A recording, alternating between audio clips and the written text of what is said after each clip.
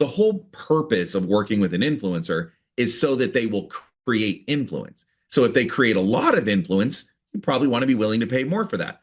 What you don't want to do is pay a lot and then end up getting no influence, and then you're kind of out your money and you can only take so many bets. Welcome to Contrary to Popular Opinion, a podcast hosted by Vujade Digital. In each episode, we bring you provocative topics and novel perspectives around leadership, business, and marketing that defy the norms because exponential growth demands unconventional thinking and visionary action. So open your mind and let's get into this week's episode. Hey everyone, Kelly McGuire with Vujade Digital. Excited to get into today's topic. Hello, Kelly. This is Todd, your partner. It's Thursday. We're recording a few days late this week because we've had some client work to do that got in the way of recording a podcast. Can you imagine that? We just didn't have time to do it on Monday. So here we are on Thursday, getting it out for the week. All right. So today, a topic near and dear to our entrepreneurial hearts is a discussion around influencers and or creators and or influencer marketing and or the creator economy and or a whole bunch of other labels that exist to describe this world, which is yes, and it's been around for a while, and it has actually spawned a 2-year project for us to build another company called Social Fair, which we're going to be launching soon. I'm excited about that. But today, what I wanted to pick your brain about and ask you questions is to sort of define some of this stuff and reposition what you think it should be positioned as, from purpose to intent to actual execution and real sort of world outcomes of how things should happen. So being in the agency business, we have seen, like many things, dating back until the mid 2000s, I remember us saying the year of mobile is coming, right? And so we've seen a lot of changes. We've seen the influencer thing come about and make its life known on Instagram and all the other platforms. So we've got to see this shift. And since that's happened, we've seen it shift a lot. We've seen how it's evolved, how it's changed. But we probably would also agree that maybe there's still some missing pieces, some gaps, some things that could be done better. And so let's talk a little bit about that. What's changing, what's broken, maybe, how brands can start thinking about a lot of different ways to get real value from this. So first question is, what do you think the biggest maybe mindset adoption is that you might think that you don't think brands are getting yet, still to this point? Are they still not finding or figuring something key out about this whole influencer creator world? Yeah, maybe the best place to start is where you started talking and thinking about even just the words that we use in this space, right? And in its simplest form, you use 2 words that I think are worth exploring. There is influencer and there's creator. And oftentimes those are used interchangeably and they can mean very similar things. The way that I think about that is kind of the starting point of the branching that happens in this space, where influencer is kind of the whole genesis of why we started, or why we looked at Social Fair, was this idea that is a personality and a presence and a digital entity that has influence, that is able to create content or have an opinion or make a discovery or talk about a product in a way that the people who have chosen to give that personality attention and buy-in can be influenced by what they do. If they say, buy this product, it's good, or do this thing, it's good, or this thing is cool, they have influence over that network and that audience. And that is where that term influencer comes from. And I think that's very critical to think of it tied to that word. And on the other side, oftentimes creator can be conflated with that, and that makes sense. It can mean the same thing. But there's also another angle of it where creator is more of the genesis of that word, which is creative, the ability to tell a story, to craft content in a way that it engages, right? It could be the same thing as what used to be someone who is an artist or someone who is an actor or does these things that gets attention. And the reason that I make those distinctions is because the way that I look at influencer marketing The way that I think brands start to have to segment it in their minds is working with a creator in that capacity tends to be, how do I draft off of their vision and their style, and how do I align with them, and how do I get content that features and highlights and showcases my brand in this really good way. Sometimes that can be pushed out through their networks, but a lot of times that's creating content that I can use in my marketing engine and vehicle. I can put in my ads, I can push out, or I can put my dollars behind boosting. And there's a level of credibility that being in that environment lends itself that is really beneficial.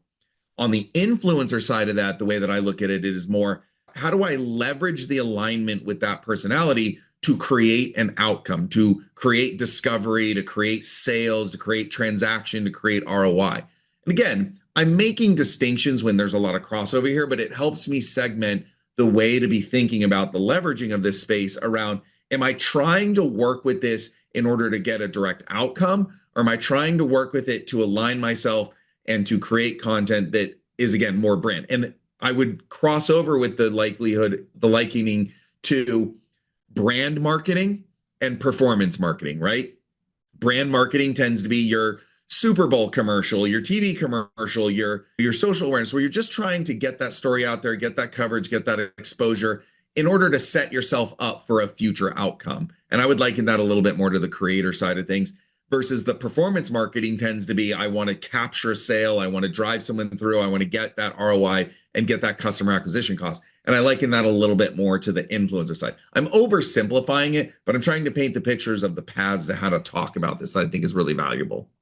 Okay, so I'm going to try and tee up an example that I just thought of that maybe you can describe if it's one or the other. So in my Zoom background is a picture of my sailboat.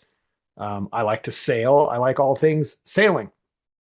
There's a guy that made a massive splash on Instagram last year, and his Instagram and sort of journey is called Sailing with Phoenix. And Phoenix is his cat. And he sailed from the Pacific Northwest to Hawaii last year and documented his journey and created content about his journey. He's a pretty novice sailor. And so a lot of it was about sort of that and like, wow, you're going to sail to Hawaii.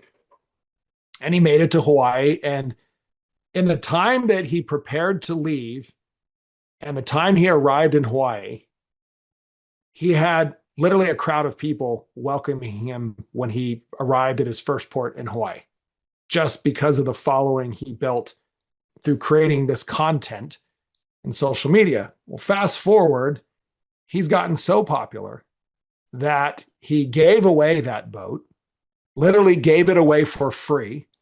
He bought a new boat and is going to attempt to be one of about 200 people who have ever attempted and successfully sailed solo around the world nonstop.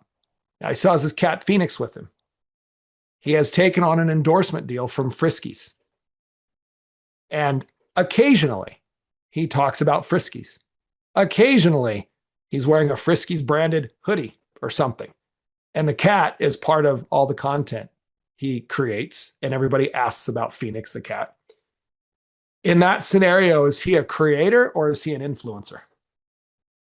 So I would liken it to, it depends on how the brand is going to use it. So for the Friskies example, I would liken that more to the creator experience, right? It is Friskies thinking about the fact that this account exists. It's got the attention of people. It's around a cat. It has content that works. It's something where the brand can be aligned. They can generate nice exposure. And then maybe they can draft off of that to drive results. That would be more that creator experience in my mind, where you're getting paid for the posts and the content. I liken that more to like the television commercial type thing, where again, it's really cool and memorable and top of mind awareness type exposure. That's like, okay, I'm going to think about it. I'm going to line it. It's going to sink into my brain a little bit.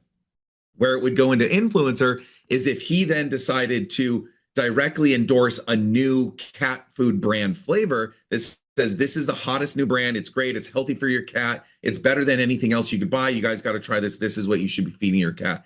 And that's featured, and there's affiliate links or direct links, and you're trying to sell it. And you're basically trying to push a new product or a unique product because of the audience, and using that influence to say, this is an action you should take because you follow me, because you trust my opinion, because you want to go through that. I am guiding you into that. And that is using more of the influence. And that's where you get into the creator economy. So are you paying for the TV commercial that makes you aware of it? Or are you paying for the sales vehicle that says you should go buy this? Here's the best way to do it. And oh, by the way, here's a coupon. Yeah, I don't think I've seen one post or story where he's ever overtly said anything about go buy Friskies or here's my cat eating Friskies or anything. It is the most subtle. He openly just says, yeah, Friskies sponsored me. That's it. And so I would label that as very much on the creator side of things, where Friskies has aligned with a person that they think is a personality type, creating content that is safe for their brand and that everybody loves his cat Phoenix. And so I think that's that in my mind, when you delineate the two, I think of that as that's a creator relationship because it's very not transactional. But I wonder what Friskies is getting out of that. Like, I wonder, are they selling more cat food because of Phoenix? I don't know. I mean, I'm sure it's part of a bigger marketing engine for them. Now, I'll liken it in a different scenario, right? So, and this comes with the authenticity and the leveraging and the responsibility that comes with the following that you cultivate and that in there. So Friskies, obviously a very well-known brand. Let's say hypothetically, upstart, brand new, no one's heard of it, cat food brand or cat toy brand comes in and is like, you know what? We need to make a splash. We need to come out there and we need to somehow break through so that we can sell and people know about us. And they come in and say, I'm going to offer some X amount of big dollars that's more than is Friskies willing to offer you because they don't need you as much as we might need you and we want to leverage it. Now it becomes really interesting, right? Because is that personality going to take that deal because it's a big paycheck and it's a great area? Or is there authenticity behind, I'm going to try this cat toy brand out, I'm going to believe in it, I'm going to really trust it, and I'm going to use the confidence that my following has placed in me to endorse it and say, you should buy this. I've tested it, it's good, right? And where does the audience kind of come in there? Is it's happenstance in support of, or this is an endorsement, you should go buy it? And where does that line cross through? In the instance you're talking about, that's a bigger creator or influencer, whatever you want to assign to it. So there's a lot more options. That person's probably monetizing to a great degree, so they have a lot of options. If you take that down a scale into a lower kind of following, someone who's not making huge amounts of money, but has to be kind of grinding out a little and saying, look, I'm putting a lot of time into cultivating this existence, but I'm not getting six-figure paydays for it, right? I might be lucky if a brand reaches out to me occasionally, offers me a couple $1,000s for a post, or I might be lucky if I feature something and I get some link through click-throughs and I make some commission on a couple of sales. That person has to start making a lot different decisions around how authentic do they want to curate their things and really believe it and curate it. And maybe there's not as much opportunity, or how opportunistic around, well, I don't know this brand that well, or maybe I don't even like it that much, but they're willing to pay me a nice little bag for it. And I need to leverage because I'm putting a lot of time and energy into this. And that's where it gets really interesting in the environment of, again, are you getting paid for the content and the authenticity to it? Are you getting paid for the endorsement and the pushing for it? How much is it opportunistic? How much is it curated on opportunity? This all plays a role in it. This is something that the consumers never really exposed that much to, but it plays a role again in why I saw the need for the platform that we built, which is I felt that there was an imbalance at a certain tier of creator or influencer. I'm going to keep conflating those words, to not have enough options available to them to monetize or be compensated for the time and effort and energy that goes into being an influencer, that they may be skewed towards having to take deals that weren't directly in their wheelhouse. And I felt like if there was a world where there could be a more open marketplace where someone could be more discerning, could discover and say, hey, I have a following. I think that if I talk about this brand, that I actually like the product, the people that I have looking to me will go and buy it, and I want to earn off of that. And I think that democratization and that open ability really adds to the credibility of it. And so there's this whole world of those things. Are you just earning commission off what you're already doing? Do you proactively choose it? This is where there's so many branches of this world. And then the last thing that I'll throw in there is sometimes it's not even about directly endorsing or directly selling the product. Sometimes it's about actually creating the creative, right? A brand could choose to go to a creative shop to build them an ad. They can also go to a UGC creator that says, here's my story. You go be creative and think of a story that that your age group or your peer group is going to really find interesting. And then I'll take that as creative and I'm going to use that in my ads and my bespoke element and what I'm putting together. So it's all these branches of what constitutes the creator economy and how that influence is used and all of it becomes so interesting. That's all very confusing. So let me try to keep simplifying. How would you separate or talk differently or prescribe or advise differently a brand to a brand, the difference in a strategy between deploying an influencer program versus a creator program in the traditional senses that you are describing? How would you know which one to prescribe? What sort of signals or brand objectives or objectives would you have to hear? I want to try to get real world example out of this. If anybody's listening, they're like, well, do I run an influencer campaign or do I run a creator campaign? What are the objectives? So how would you prescribe one or the other? Yeah, again, I'm going to be oversimplifying this for the point of it. So nobody crush me for missing a component in here or nuance. But the way that I would try and look at it is I would go the creator route, which I liken again to the commercial, the alignment, the exposure that's offered.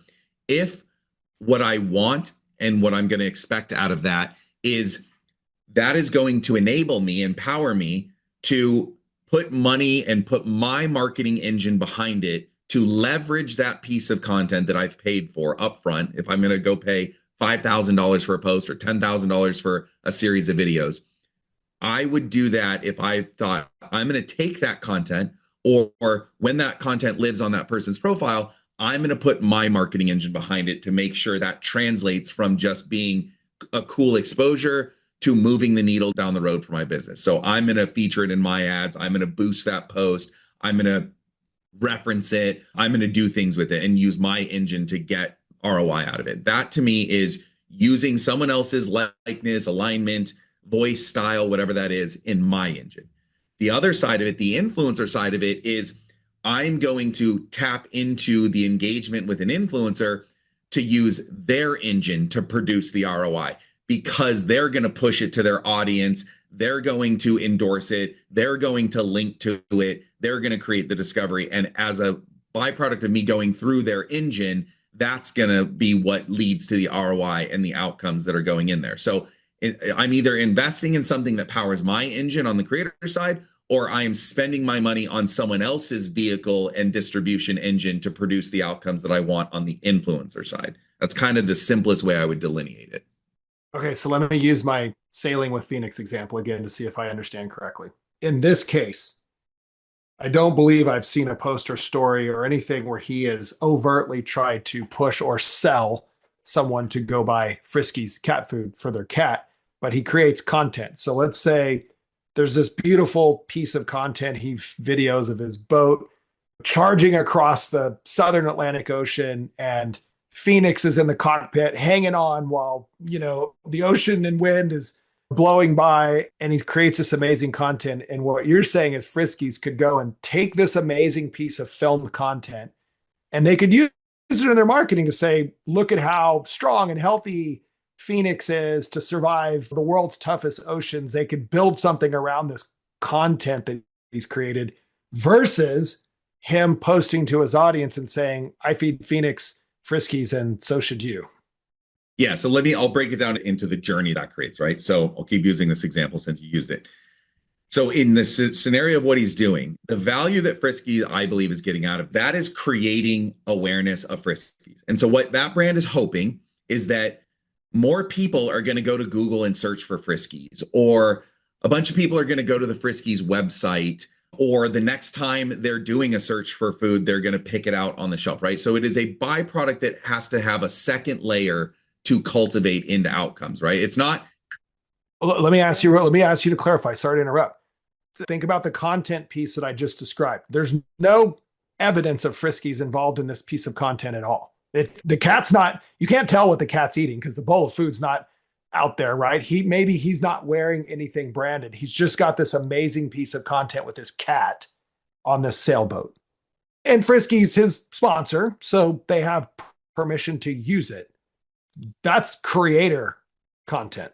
Yeah, but I mean, it's not a philanthropic effort, right? The Friskies is mentioned somewhere. It's the supporting of. It's seeding the name, whether it's visually. Well, they could do that, right? Friskies could use that content in some sort of advertising because they have the deal with him, they have the relationship with him, right?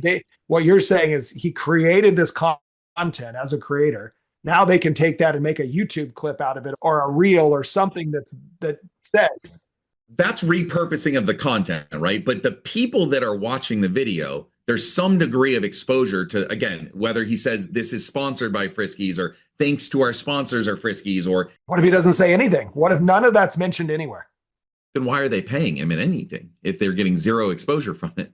Because sometimes he does. I'm just saying, from a content creation standpoint, what if a lot of the content he creates doesn't have there's no visual tie to Friskies?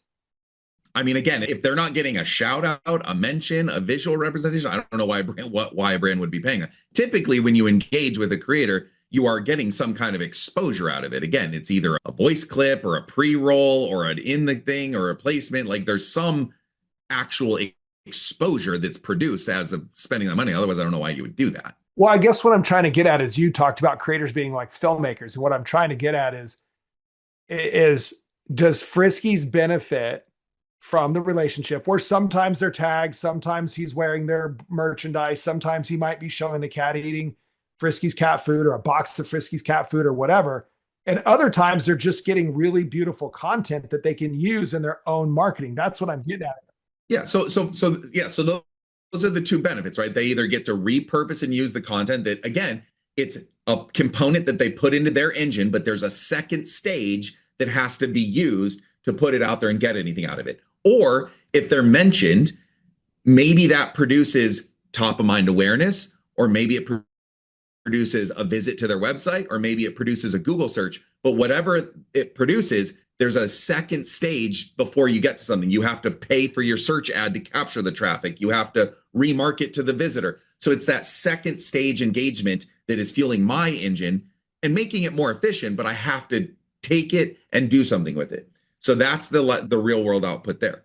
The other alternative is there's not a second stage to it. There is I work with you, you feature the post, and you directly link to it saying, click on this link and go buy the product. So you go from I paid for you to feature it, that's the discovery, and the mechanism by going from discovery to purchase is all done through your vehicle. And so there's no second stage that I have to put in. What I did is I activated you, you went and produced the ROI. So that's the simplest way I can break down is producing the opportunity to fuel a second stage engine that you have to go use, or just using it as is and going from the discovery to the purchase and all of that living in that ecosystem of that creator or influencer. Yeah, well, I think he's very much the creator. I don't know. I've never been on Friskies' website. I don't know how they might be repurposing or using any of the content that he is producing, but I know when he attempts to sail around the world nonstop solo, he's going to create a lot of content and they're probably going to benefit heavily. I mean, and that benefit is probably, again, whether in some degree or capacity, they're going to get exposure. Their name's going to get said, their logo's going to get seen, something's going to happen. That exposure fuels a starting point that you can say, okay, now that this exposure exists, my marketing engine can pick it up and go use it to try and get some outcomes out of it. All right, good discussion. Start working towards the wrap here. What would you say are probably the most common, contrary to popular opinion, the name of our show, contrary to popular opinions about influencer or creator marketing that you think either brands make the mistake of or still just sort of maybe they need to unlearn or evolve to? What do you think the popular opinions are that are just maybe not valid anymore? Yeah, so I have two. One of them I'll double down on that I said earlier, which is the alignment and the authenticity of working with a creator, I think is really critical. I think making sure that the people who are spending their time and putting their trust in these creators and influencers can believe that if who they're watching is talking about or featuring a brand or a product or whatever it is, that it's genuine and that they can buy into it, right? You have these stories. They're less frequent than I think they used to be, But you'll have these stories of a big famous celebrity or a creator or something. I'll take it to the big extreme, right? Remember the whole fallout when Tom Brady was featuring FTX and the crypto and then it went under and it's like, well, like you have a responsibility of representing things that we trust in because we look to you type thing. So that's like a large scale belief in it, right? And so this idea of proper alignment and really endorsement, and is there this idea of they actually believe that I should buy what they're featuring, or they're just getting paid and they don't care if it's real or good or not, and that creates a lot of friction. And so that is where having to understand, is this a byproduct of being paid, or is it part of my belief in what's in there? The other thing that I will say is somewhat controversial is going down more of the discovery to transaction route, the influencer route, is trying to understand what the consumer experience is in that, right? It is not really that simple and streamlined to go from creator I follow is featuring a sweater that I really think is cool and I want to buy it, to go from that post that got me interested in that sweater to actually buying it is a really fragmented, difficult jump through hoops process that makes it really hard. And so maximizing the benefit from the company that sells that sweater and the money and time and energy they put in working with that creator to letting the consumer discover and buy it, there's so much friction and so much inefficiency in that process that it's really highly dropped off. And again, that goes to why we've tried to streamline it, why we tried to look for better outcomes, because it's not just that someone can do it. You have to think about how hard is it for them to realistically go through it and get to it, and how do you maximize that out of it? So if you're a brand, the last kind of anecdote that I'll say is, I believe it's you, and this might have been years ago now, that kind of told me one of the things that used to happen a lot more was a lot of creators would be invited to go to these resorts or these like fancy like vacation places, and that was commonplace for them to get free vacations and paid a bunch of money. And then I think somewhere along the line, someone stopped and tried to look at the return on investment to those of like what they were giving away. And they're like, basically nothing's happening from this. I'm just giving people free vacations, and that all dried up. So I think that brands really need to think about what are they getting out of these endorsements. And I personally believe that there should be a lot more accountability on what the creator gets versus what they deliver, and that what they're getting should be a lot more tied to what they produce, and that should be uncapped versus just, I'm going to give you a free vacation or I'm going to pay for something up front, and then what happens with it, well, I hope the best out of it. I think aligning with a partnership and an engagement and a variable comp model that rewards good outcomes is a lot safer and more sensible way in the environment. Because again, the whole purpose of working with an influencer is so that they will create influence. So if they create a lot of influence, you probably want to be willing to pay more for that. What you don't want to do is pay a lot and then end up getting no influence, and then you're kind of out your money and you can only take so many bets. So I think that's what I would look at, is how do you really pick the right relationships? How do you enable them? And how do you make sure that you win together or you lose together versus it being a disparate sort of you get paid and it's sort of a luck of the draw type situation? All right. I got two hot seats questions for you, and then we'll wrap it up. First hot seat question: can you name your favorite or a creator influencer program or campaign that you've seen that you thought nailed it? For any creator influencer brand, is there one out there where you've gone, man, they got it right? You know what's funny with that question is ironically, as involved as I am in this space, I am actually very much not on social media very much. I don't have my own Instagram account. It's all through company and things like that. I mean, the closest that I would come for me is like, what I do use social media for is, as everyone I think knows, is I'm a big Arsenal FC fan. And so I watch those like the AFTV and those types of things. And so that's exposure, but they don't do a lot of the influencing stuff. So it's a hard question for me because I'm not on social media that much. Well, that means you can't answer my hot seat question number 2, which was going to be, who is your personal favorite or most connected or followed influencer or creator? Well, that I can answer actually. So the person that I look to the most, his name is Fabrizio Romano, and he's the guy who is known to break every soccer transfer story like before anyone else has it and do it. Now, I've never really seen him do much endorsement of products or things like that, but if he ever did, I would probably be highly influenced by it because I'm watching that constantly because this guy, I don't know when he sleeps, like He's constantly breaking the news. He gets it, he breaks all these stories. And so that is the one thing that I go and consume a lot in that capacity. All right. I had a feeling it would have something to do with European football or American soccer. All right. Good discussion. Still a wacky world out there with this space and hard to figure out, but that's a good chat. We won't record next Monday because it's a holiday. It's President's Day. We're going to be off that day, and we will get back online and get another recording going on the next week. And then Social Fair. When are we going to talk about the launch of Social Fair, do you think? Just so we can tease this out that it's coming. When do you think we'll actually launch and talk about it? Yeah, I mean, well, first of all, we'll make it clear because I've seen this. So Social Fair, it's social FAIR.com. Social Fair is spelled that way. It's coming. We're on our beta. We're working in this space. It needs to be a big splash and a big launch. So we're in closed beta, closed invites. We're rolling out. But I would say that once we kind of get our first couple of campaigns under our belt, things move fast in the social space and we'll be out there. So I would say by spring, I think we'll be humming along and moving along and starting to open up from some of the interest in the wait list that we're starting to collect to do right now. But we're being very mindful about the presence and the experience and the view, because we want that trustworthiness and that authenticity and that credibility to exist and live, because it's a big reason why the platform was built in the first place, was to empower creators to be in more control. And so we need to maintain that integrity and be very intentional about everything that we make. All right. With that, I have one last thing that I just thought of that we should just pat each other on the back for. I don't know if anybody listens to this podcast. I guess we should know that. I think we have some downloads out there. 10 years ago, we started on a journey to build one of the most complex game mechanics in the mobile app gaming space. And I am very happy to say that I have what appears to be a final release on my iOS device. And we will be putting that into the App Store for Android and iOS. When do you see that coming? Well, that's another good question. I'm going to give it about a month or so of trying to find a publisher partner or a partnership that can kind of bring it out for full release. If I don't find the right deal with that, then we're going to self-release and let the world finally see and play this game. It is a lot of fun. It gets very difficult very fast. I've gotten good at it. You're not as good at it.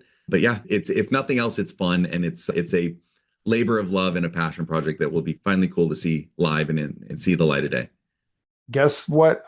The last thing I saw last night before I closed my eyes in bed and kissed my wife goodnight, she was playing Orbulus. How about that? There you go. All right. We'll talk about that more. Maybe we'll even do a little video demo of that in Social Fair coming up here in the next couple of months. That's it for now. Thank you very much. Talk to you next week. Thanks, everyone. Thanks for listening to Contrary to Popular Opinion, where we challenge you to think independently, push the limits, and take uncommon action so you can achieve game-changing results in your business and your life. To stay up to date with our latest episodes, be sure to click the follow or subscribe button now. Thanks again for listening. See you next time.